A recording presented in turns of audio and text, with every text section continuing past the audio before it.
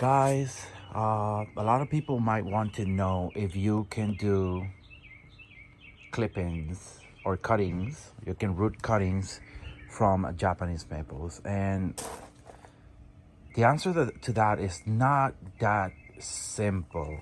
There are some Japanese maple that will root easy. There are some that will root hard.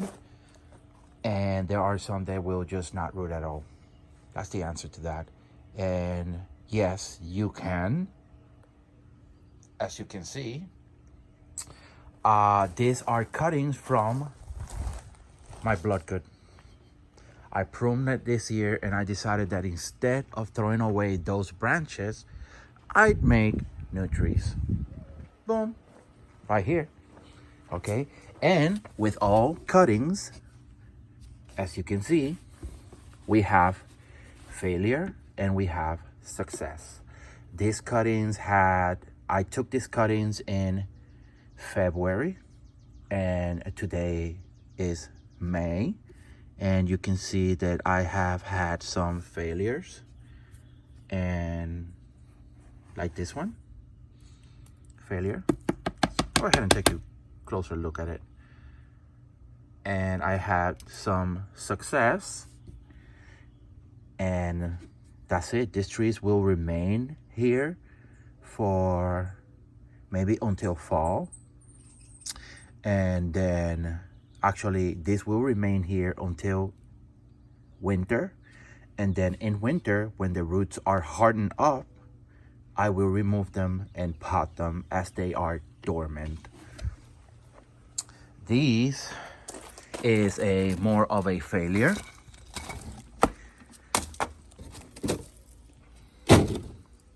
Than a success. I obviously have some of them that are still alive and some of them that are just completely decimated. This one too. And I am going to say right now that I will that's new growth right there, guys. New growth. But I am going to tell you guys that I will never, ever, ever use these for plant propagation from cuttings.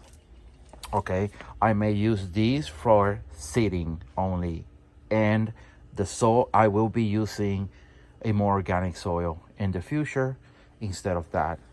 Reason being is that this sand right here, it's just compacted. It's just too much, way too much. Okay, and it's showing. You know, I have that branch right there from my Slenderina. New growth, which is kind of nice, and I don't want to keep these here any longer, so I'm gonna go ahead and bite the bullet and try to see if I can put them in a better soil than that. And yeah, it's a complete disaster, and I will never do this. I'm going to, from now on, I'm gonna use the regular medium that I use for my maples. This soil, right, which is high in pine bark mulch and low in peat moss and low in perlite. And I am going to do this method from now on. And the way that I do this is I have a heat mat throughout the winter and early spring, even mid-spring, because at night it gets a little chilly, you know. It drops down sometimes to 50s. So I like to keep my heat mats at around 70 something degrees. If that, like 72. So the way I go about it is, you know, I kind of put this, and then I put this little thing here, and then I kind of, and I leave this space right here so it kind of breathes. It does have like a greenhouse effect, look, right? I keep it that way. I don't want a whole lot of humidity there, but I want some of it. And this right here, it's kind of also like a failure, but I want to say that if I would have done this here with this method, I would have had much better success with my Fat Albert. It also depends on the tree too. There's like so many variables here in order to have success. So many ways that you could fail. Too much water, they're gonna rot. Too less water, they're gonna dry out. The tree that you're using also have a something in this. There are some trees that root.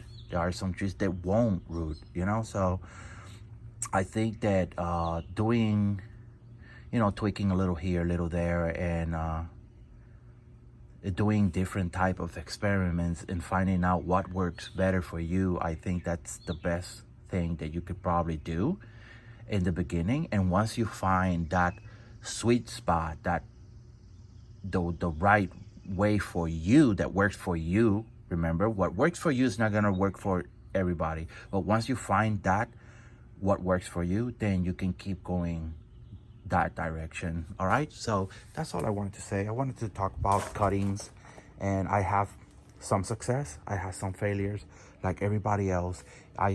You know, even experts, when they do cuttings, they're always gonna have some sort of like failure to success ratio, if you guys understand. So with that being said, I'm gonna go ahead, let you guys go. Bye.